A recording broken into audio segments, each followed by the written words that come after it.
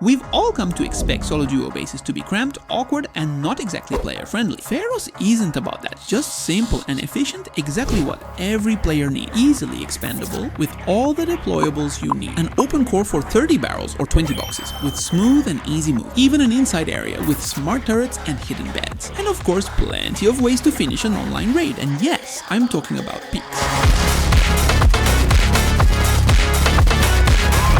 Let me introduce my new solo duo base, Feros. Let's start. It's a solo duo base with only one TC and decent upkeep for its size. But the best part? It's so simple that even a newbie teammate can manage it. I know that building bases without external TCs in 2025 isn't exactly standard, but I regularly get requests for something super simple and with single TC. So let's move on. We have 6 entrances to our base from different sides, and I swapped the compound for an inside area, which is also very effective and provides extra protection for such small houses. On top of that, I added a bunch of meta peaks all around, giving you an advantage in nearly any firefight, where even a tiny pixel of your head is visible. In short, Feros is all about maximum convenience and comfort. I focus on improving the early stages of new bases, so you won't run into issues with door campers or neighbors, meaning access to the second floor and roof will be available by stage 2 of expansion. I want to remind you that if you want a base built to all your specifications and hidden from prying eyes, you're welcome to join my Discord and I'll help you out. I also have a Patreon with 21 bases for every taste, and the subscription costs about the same as a pack of chips. All links are in the description. On the 3rd floor, I place an open core. If you've got barrels, 30 will fit without any problem. If not, I'll show you in my guide how to set up boxes. So, we're moving to the shooting area, which also has turrets, plenty of peaks with head glitches and gaps down to the 1st floor. But if it's a raider, it doesn't work the other way, letting you drop down quickly while keeping the raider out of your shooting floor. Let's continue exploring the 3rd floor, and I want to say a few words about the turrets. As I mentioned, there are 3 turrets on the 1st floor, and in the shooting area there are 3 more pointing down, providing solid protection. At the same time, I haven't forgotten about the peaks that give you 360-degree vision. And of course with head glitches. You could say we're building meta, but honestly it's a really convenient and effective peak. As you've probably guessed, this is a solid base for online defense with 3 walls protecting your loot and a convenient interior area. But what about hiding your loot? For those who actually build this base, my tutorial will show you a spot where you can safely stash your main loot while you sleep. What about beds? On the 1st floor, there's a bed for every resident, plus 3 more in the shooting floor and 3 on the top roof. All these bedrooms include strong peaks for defending against roof raids, and there are hidden peaks that can catch a raider off guard. These are exactly what I was talking about. The ability to control every entrance, the interior shooting floor, and the top roof from 2 different sides. I'm sure you'll find this useful during an online raid, but that's not even all the secrets of this base. Let's go to the top roof. There are 3 different exits and some pretty cool turrets. The main idea? Those 3 turrets are pretty tough to take down with a minicopter, but even if they do, you can open 3 garage doors, hiding 3 additional turrets. And of course, if they try to raid through the doors, these turrets will activate as well. In the center, I placed a small number of planters and enough space for a minicopter or attack heli, which is another bonus. More peaks. And I'll remind you once again, everything you see here can be built by any player without any issues. This is the simplest base in terms of mechanics and everything else. What do you think about bases like this? Should there be more of them? I'll try to read all your comments. 3 more bedrooms on each side with downward facing peaks. Nothing fancy, but extra space never hurts. These roofs let you defend against raid towers, keeping you hidden while still giving you the ability to shoot down. And of course, let's head to the 1st floor, where the main TC and some extra boxes are. I'll run through the whole house so you can see just how convenient and fast it is. If you're not subscribed yet, now's the perfect time. And of course, we have a simple but effective bunker on the 1st floor. I'd also like to give a quick tip. If you want extra protection, I recommend closing off the TC square as another bunker. You can access resources through drop boxes, since a raider will likely destroy the high foundations, and raiding another bunker would be very costly. So, the starting base will consist of 2 squares and a triangle, meaning you only need a few stones and trees to secure the spot. Later, you can expand your base further. Now I'll set up all the necessary deployables, and after that we'll have 2 doors protecting any valuable loot.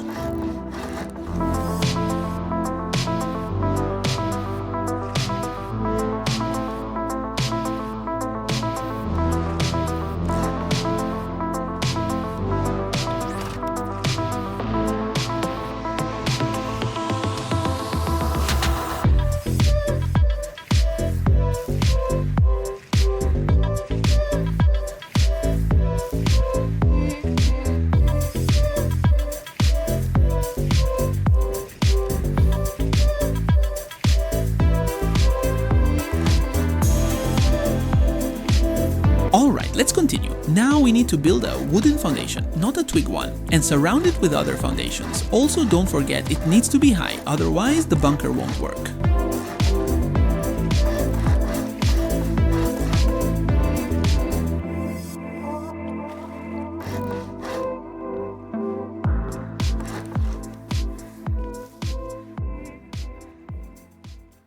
If you already have metal, of course, upgrade the main walls and honeycombs to metal. I'll be using stone for now, and later we'll upgrade it to a higher tier.